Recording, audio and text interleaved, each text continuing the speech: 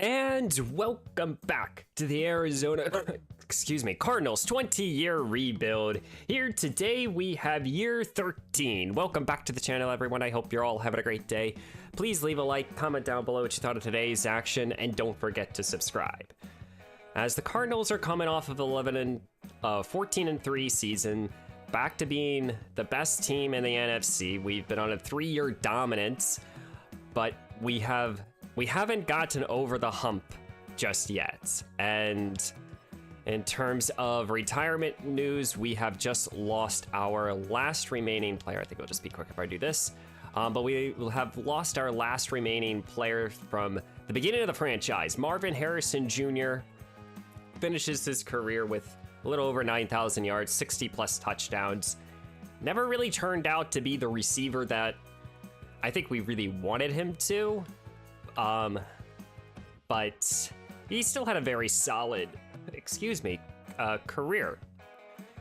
As we look at the current state of the roster, this past season, we saw Will Burley here go up to X Factor, now the third best quarterback in the league. Very happy to have him also locked up on a nice long contract for us. It's just the real question is, how do we get over the hump? You know, we have most of our core still locked up. You know, we still have our top running back. Our receivers are all still under contract. You know, I would sit here and say tackle is probably the biggest need. Blake Sherwood here, he's getting older, and I haven't give Christian Sweeney an opportunity. Is this the season that I decide to do so? He's kind of been just kind of a backup for us throughout this franchise. And then defensively, I mean, linebacker could become a need with Jones needing a new contract, a third corner, but we drafted Cole Timmons in the first round a year ago, so probably not going to go in that direction. We drafted Nicholas McGee here with our other first round pick, so again, I think it's just trying to add the best talent that we possibly can. And I do think the experiment or the decision to draft Andrew Moore with the first overall pick, you know, he's a solid player ratings wise, but he hasn't been able to put it out all on the field. I think today we'll probably look to trade him. At the end of the day, guys, this is just another episode of reloading and trying to get back to the postseason and try to win a Super Bowl. Well, we have $64 million to work with. Some important free agents. Dalvin Lawrence is the first one that comes to mind. Mitch Ford's 5th-year option. Yes, we will pick this up, even though it's like $30 million. Chris Branch, don't know just yet. The other 5th-year option here is for Andrew Moore, and we're not going to pick this up. In terms of our contracts, let's start at the back end here. I mean, I think we'll look for a new kicker. I think Marco Hughes might be a player that I look to return. This defensive line might get a bit weaker. It matters what we decide to do with one of these defensive tackles. Lawrence is one player, though, that I really don't want to lose. So I will bump the contract up a bit. He again denies us. Do we look to tag him? That's $20 million. I don't want to do that. I wasn't looking to overpay him. But I think, I don't know just yet. Before I decide to tag him, let's try to make a couple other contracts. Jermichael Taylor here, even though he does not have a lot of interest in coming here due to the taxes, I would like to keep him. A 1-year, $13 million, and he also declines us. His tag would be 34 or 38. I think I want to prioritize Marco over Justin Lay. Let him have an opportunity to become a starter somewhere. For Jeremy Jones, if we can't bring back Lawrence, Jones would be a good player. He does sign, so it does make the decision on on Lawrence a bit easier. I do want to keep Rashad Kitchens. He does make a couple catches and touchdowns every year, and he's kind of just been a mainstay on this roster. For Jalen Dixon, kind of going to that, I know he can be productive in the interior of this defensive line. He also declines us, that's okay. Marco Hughes, I think I actually want to give him a 2-year deal and just kind of giving him 1-year deals. He declines though, I believe. No, he accepts. So we got him for a 2-year deal. I'll look for a new kicker, I think. And with Chris Branch here, I could bring him back. I think this kind of falls under the same category as Justin Lay. They're good, solid talent, but we're going to let them all go. And I'm not going to let Devin Lawrence test. We'll tag him for the 2nd straight year, leaving us with $34 million. Maybe 1 or 2 big moves, or really 1 move maybe here in the open free agency. And here's open free agency. Aiden Hutchinson is out here, the top player. Then you have a bunch of offensive linemen, defensive linemen, a lot of solid players out here. Again, the game has us with 2 targets. I'm not targeting anyone at the moment in time. I'll try to make a couple moves. Defensive tackle is definitely one that's on my mind, but I think tackle might be another one. So I got 3 targets, and these are probably gonna be the only moves I go after. Jermichael Taylor, trying to bring back the interior of this defensive line. Alex Coleman, solid kicker. And then Andrew Stewart, another solid tackle. We need offense, we need tackle depth at the bare minimum, and Stewart will provide that, leaving us with $11 million. All of these contracts for either 1 years or not a lot with the kicker. I think we're going to go into this draft now. I'm not going to look to make any sort of trades or anything like that. We're just going to try to draft smartly here. And I don't really like any of these offers here for Andrew Moore. I said I was going to trade him. I think it makes more sense to keep him as depth. And after free agency, here's the state of the team. You know, we have Andrew Stewart, who's the big tackle we brought in, hoping that he can kind of at least be a solid starter for a year. We are much more of a pass-happy team than a run-first team, so Stewart provides a little bit more startability as well over Sweeney or even hell, Blake Sherwood. And then defensively, you know, we brought back Taylor, we brought back Lawrence. I think we're kind of going into this draft trying to get some, maybe another young pass rusher, another linebacker potentially as well. But I'm gonna let this draft kind of come to us. We do have 2 second-round picks, and really the only guy that I looked at and said he might be worth trading up for is Terrell Johnson here. The A-hit power, B-zone. He has elites. This is speed that I don't really expect from a safety. He's an athletic freak. Change of direction is kind of low though. Top 5 player, or top 5 projected player, but I'm not gonna look to trade up. We're just gonna take how the draft gives us. Take a pass rusher here and Brian Delaney here. Beat power moves. He's a run blocker or a run stopper with good power moves to start off with. Just a combination that I like to see. Got him right around where he's supposed to go. 89 strength, normal dev though. Our first second round, with our first second round pick, Andrew Longford, a tackle here will be the selection. We're gonna go with the meat and gravy of this team. We got him right around where he's supposed to go. The 82 strength does concern me a little bit, but I wanted to leave this class with a young edge rusher and a young tackle. With our other second round pick, Tyquan Starks here. We're gonna take a guard. Wasn't expecting myself to take another offensive lineman, but hidden development here. We do have to consider the fact that Chase Green is getting older, so maybe getting our future guard helps. Here in the 3rd round, I'm gonna take a quarterback. We need a backup. Cole Green will be the selection. A little bit higher rated, but hidden development. He's a scrambler. I didn't see his I think it was like 89 throw power. Not too bad. And here in the 4th round, Christian Waters here, a defensive tackle. Rate 55 in the class. Also hidden development. So Couple offensive and defensive linemen, as I do have 3 more picks, but I don't think I'm going to make any more selections in this class. We're going to trade away our last 3 selections here to the Jags, getting a future 4th. I just did not like the back half of this class regardless. I got the players that I wanted. For starters, we hit the positions, I think, where we needed a injection of youth, and we hit on a lot of these players. Brian here was our first round pick. He's a run stopping. He's probably more of a defensive tackle anyways, but I think we're going to keep him at edge, and maybe he will develop into that, or a solid defensive tackle. A 73 overall, and Andrew Langford here, another normal dev player.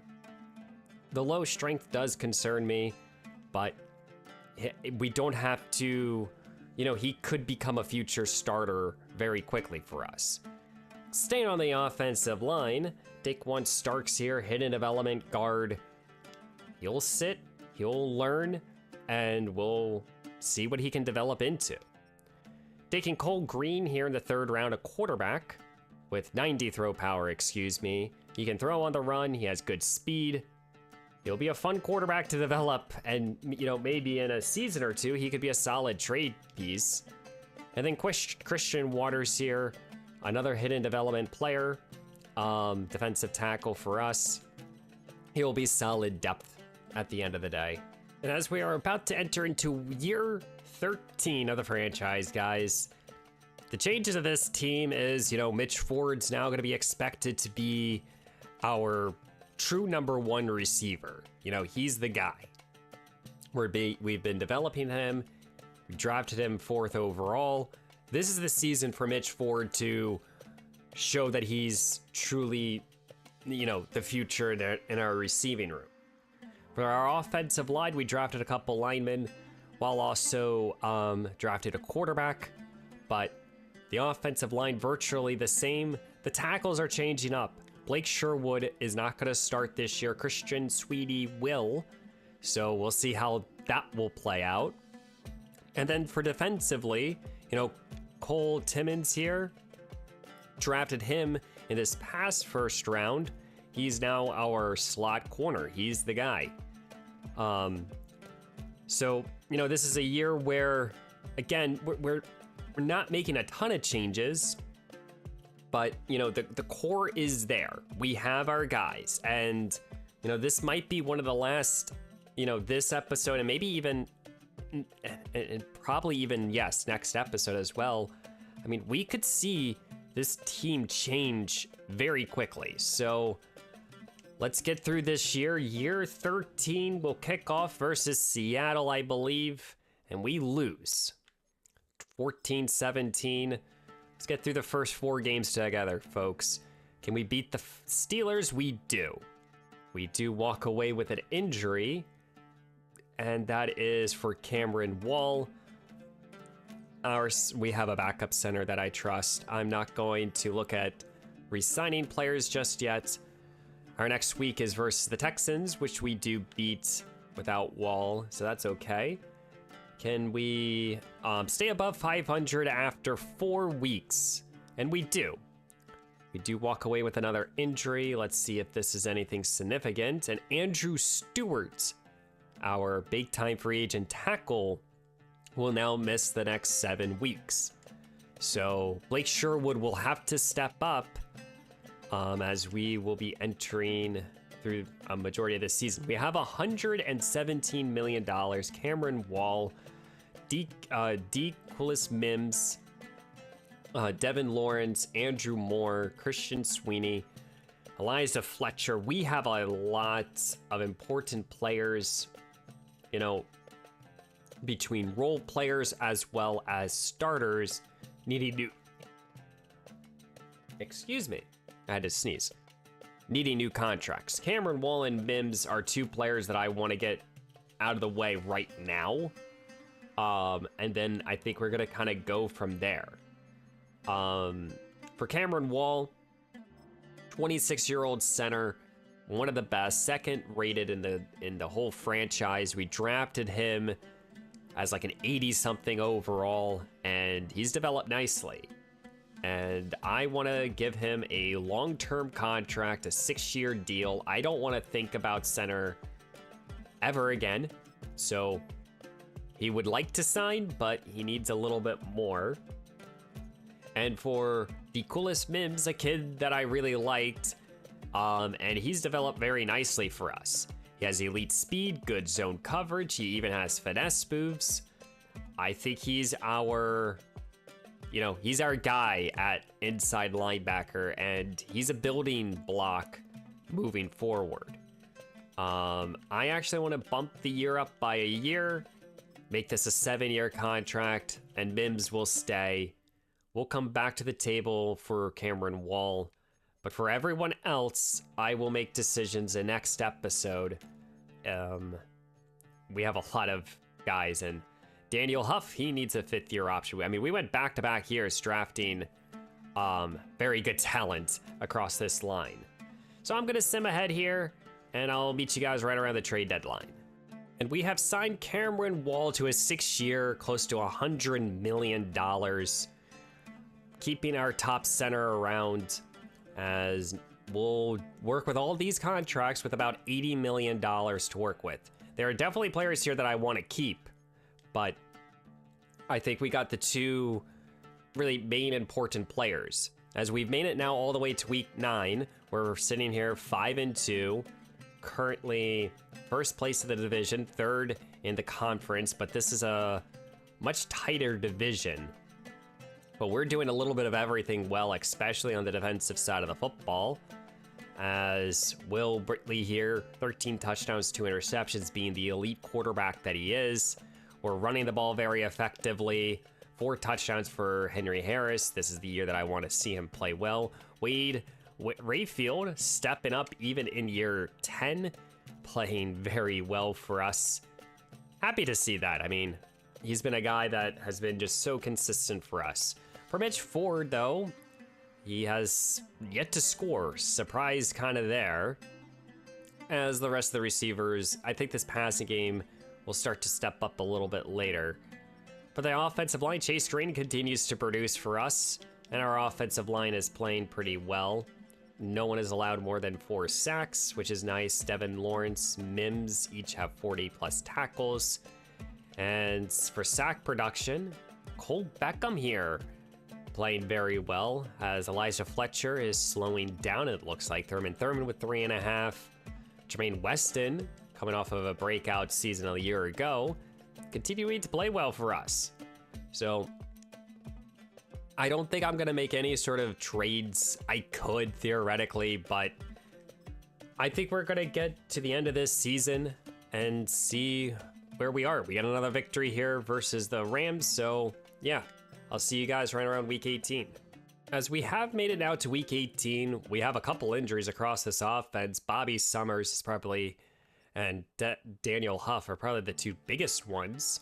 So that's sad to see that they're going to probably miss part of this pro season. We'll see. We're currently 12-4. We have the New Orleans Saints next, who are currently the number 1 seed.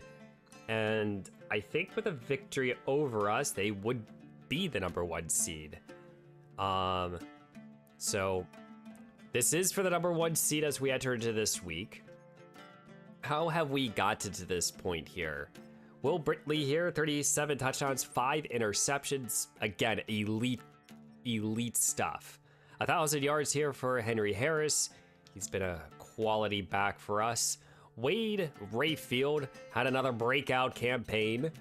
1,400 yards, 18 scores. Mitch Ford picked it up in the second half. 9 could hit 1,000 yards still. And then Cameron Hayden has been a solid 3rd receiver. Bobby Summers has been playing well. So the reason we kept Rashad Kitchens, so Kitchens will have to step up in the remaining few games. We see that Andrew Stewart, since his return, has started to allow a lot of sacks. Same thing here with Cameron Wall, kind of surprising there. But offense has been producing very well, and defensively, I mean, Cole Beckham, 9.5 sacks. 9 sacks here for Elijah Fletcher. Taylor with 5.5. Thurman with 3. Jermaine Weston with 3. I mean, we've been able to get to the quarterback a lot. And we've been able to pick up a handful of interceptions across the board with our elite secondary. With heck, even our linebackers have been playing well. I mean, Moreland has been even playing. So happy to see all of that. Let's sim another week, and then we're gonna go, well, let's see if we, for one, win the conference. That's this game here. If we do so, we don't have to play in the wild card round, which would be nice. It would also be back-to-back years that we win. We are the #1 seed. We do get the victory. So we are the #1 seed. Nice to see that. Back-to-back seasons there. And for yearly awards, Will Brittley is your third in terms of MVP votes. We are the coach of the year for back-to-back seasons. Wade is third. The Bucks produced this year. Wow. Defensively, no one for us. Offense, and we'll see if we have any others. Doesn't matter to me. We have the best offensive lineman here in Chase Green. That's nice to see. And I think he's the only one who's going to get an award. Kind of disrespectful from the best team this past year. So who are we going to play in the divisional round? Can we get back to the NFC conference game? We now have the Chicago Bears. They will be our opponent as they beat the New Orleans Saints. Wow. So we're going to play against the 7th seed. And if we can get the victory, we'll either play against the Eagles or the Rams. On the other side, we have the Dolphins, Titans, Steelers, and Raiders. So can we get past the Bears? A 7th seed, by the way, guys. Can we get past them? We can't. We lost. Wow. You know, we've had 3 years in a row where this team produces so well in the regular season, and then when it comes to the postseason, we just can't put it all together. And unfortunately, I mean, we got 4 sacks. We got a lot of pressure in this game. I mean, our defense played winning football. When you play like this defensively, you can't. It's unacceptable. So, guys, we're back to the drawing board here. What do we do? Will Brittley did make it into the Pro Bowl. Same thing here with Harris. Wade made it back to the Pro Bowl. Cameron Wall made it in. I'm surprised that, what's his name? Chase Green didn't get in. Defensively, none of our pass rushers have made it in. No one on the defensive line. No one in terms of our front 7. That's surprising. Is that Orlando Thomas making the Pro Bowl? That would be cool if that's him. Trade Weston got in. Tap got in. Disappointing here in year 13. Well, the miracle run for the Bears is over. They lose to the Miami Dolphins in the Super Bowl. As Ben Hartley here is the MVP. I don't know who that is. But Miami is now the Super Bowl victors, as it's been a dominance here for the AFC East. We have, and for the South, there's been a lot of interesting Super Bowls throughout the years. As for the Cardinals right now, we are in a position right now where the core is getting older. Our team relies heavily on Will Brittley to carry us, and we see the first selection in this past class in the franchise, and Blake Sherwood retires after 13 seasons with us. So, you know, what do we do to this team now? We have 70 some odd $70 million. This is the current state, and I'll just point out starters for you guys. So our starting inside linebacker, we have our starting tackles, a starting pass rusher, another starting pass rusher, starting defensive tackle, starting guard, another starter defensive tackle, and then after that it is another starting tackle. I mean, we have probably 7 starters here all needing new contracts, and some of them we're probably not going to be able to keep them all. So how do we take this team and take them to the next level? That's truly the question. I mean, at the end of the day, in my opinion, we have a very good interior of this offensive line. We keep Green for another handful of seasons. We're solid. You know, we've drafted a couple offensive linemen. Do we go into next year relying on that? We see Cole Green here has superstar development. He also has 6 upgrade points. I mean, could Chase Green be a very quick trade candidate to just try to get some more draft capital? Potentially, at least. And then defensively here, I mean, you know, our defensive line, I mean, we've drafted a couple guys. We've yet to really hit on much of them. You know, is it time to let Dalvin Lawrence go? I mean, 31 years old. He's not going to get any younger. This is right around where he's going to be over the next handful of seasons. He's always going to be a very good player. But do we sit here and say that Mims is ready to now become the full-time starter? As over the last 2 seasons, I mean, Lawrence has played solid. He's been a solid starter for our defense since we traded for him. So is it time to just turn to Mims and say, hey, you know what? You're our new inside linebacker. You're the guy for this defense. 26 years old. We're paying you a boatload of money. Be the guy. Be what we expect you to be. Potentially. We'll find all of that out next time, ladies and gentlemen. We shall see. It's sad to see Blake Sherwood go. In a matter of 2 episodes, we see Marvin Harrison Jr. and Blake Sherwood both retire.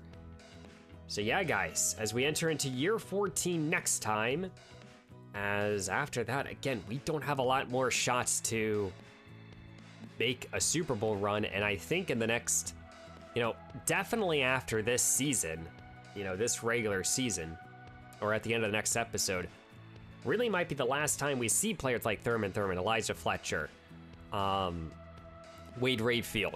And we're going to need a new core for the remaining, you know, 4 or 5 seasons. So I hope you guys are excited. I've been enjoying this franchise. Let me know down below if you have. Subscribe to the channel if you're new. Leave a like. Comment down below. You guys know the deal. I'll see you in the next one.